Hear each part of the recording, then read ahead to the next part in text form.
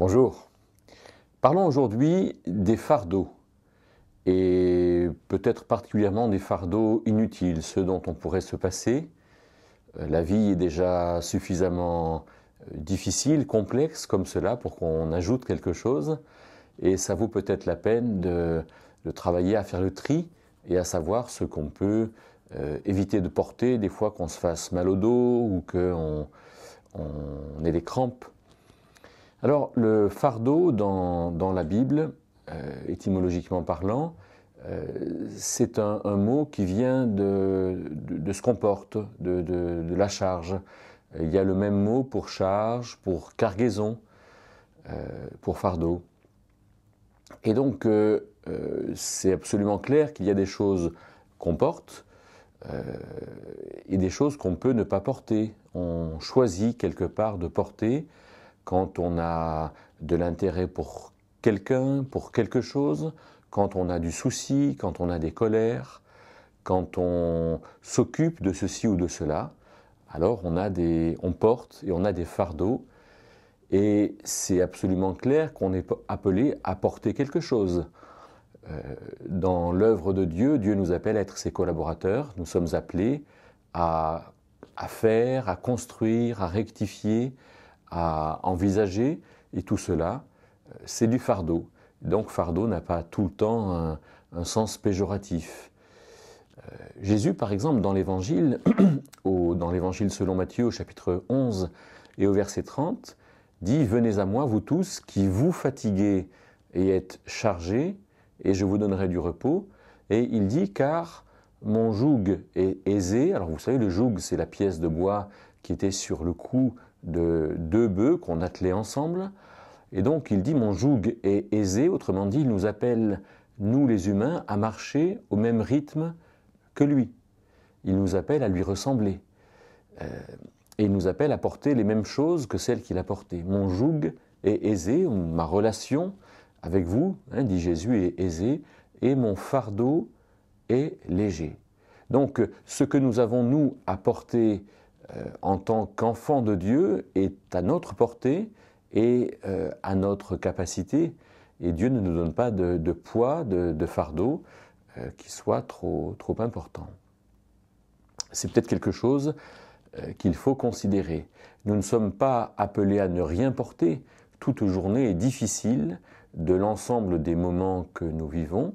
Nous avons à être créatifs, à être patients, à être dans la puissance du Saint-Esprit et donc à faire toujours des choses qui sont plus ou moins lourdes, mais qui correspondent aussi à cette capacité que nous avons.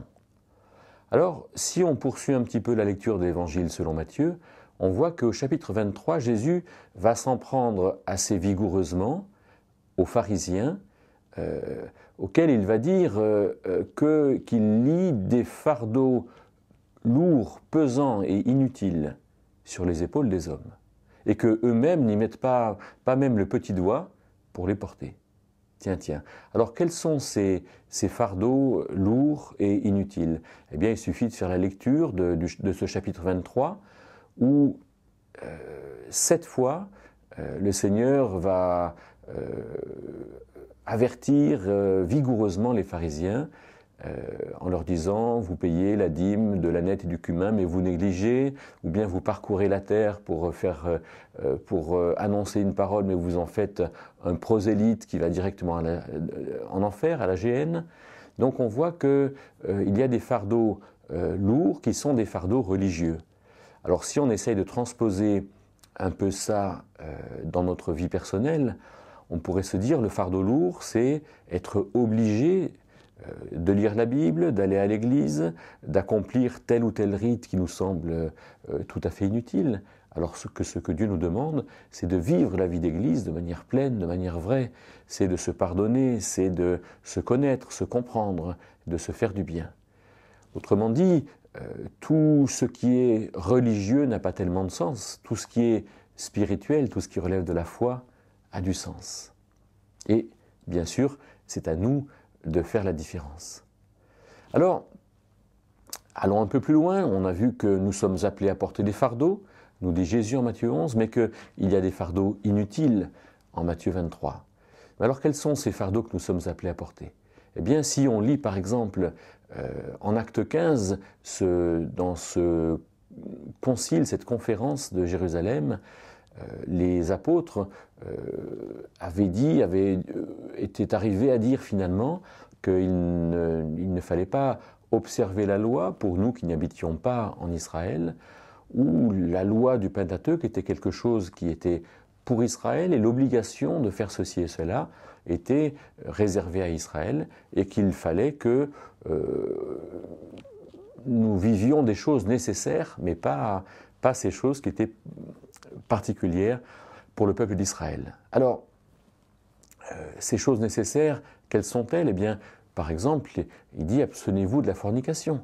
Cette activité sexuelle qui fait qu'on se met nous-mêmes des fardeaux en pensant être libre, en pensant être bien, mais nous nous faisons du mal.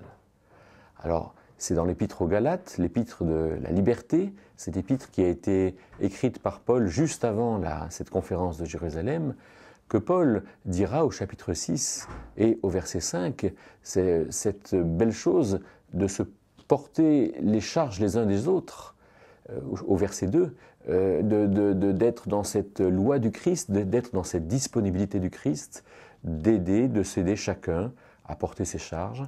Alors quand on n'y arrive pas, eh bien on a un ami à droite, à gauche, un voisin, un frère, un cousin, qui permet finalement de passer plus facilement des caps où on a un peu de mal à porter. Mais par contre, il dit que chacun doit aller dans le sens de porter sa propre charge et de comprendre que chacun est appelé, c'est le verset 5, à porter sa propre charge. Et puis l'épître aux Hébreux de conclure en disant « rejetant tout fardeau et le péché qui nous enveloppe si aisément, poursuivons la course, marchons, etc. » Et on voit avec l'épître aux Hébreux, dans cette exhortation, qu'il y a des choses que nous faisons mal, des choses pour lesquelles nous n'avons pas assez réfléchi, médité, posé, et qui finalement font qu'on porte mal, qu'on porte trop. Alors réfléchissons bien, faisons ce qui relève de notre responsabilité, faisons peut-être une liste des choses qui nous paraissent trop lourdes, et demandons-nous d'abord si c'est à nous de les porter, ensuite si on les porte comme il faut, et alors si c'est vraiment quelque chose que Dieu nous demande, ce sera certain que ce ne sera pas un fardeau inutile.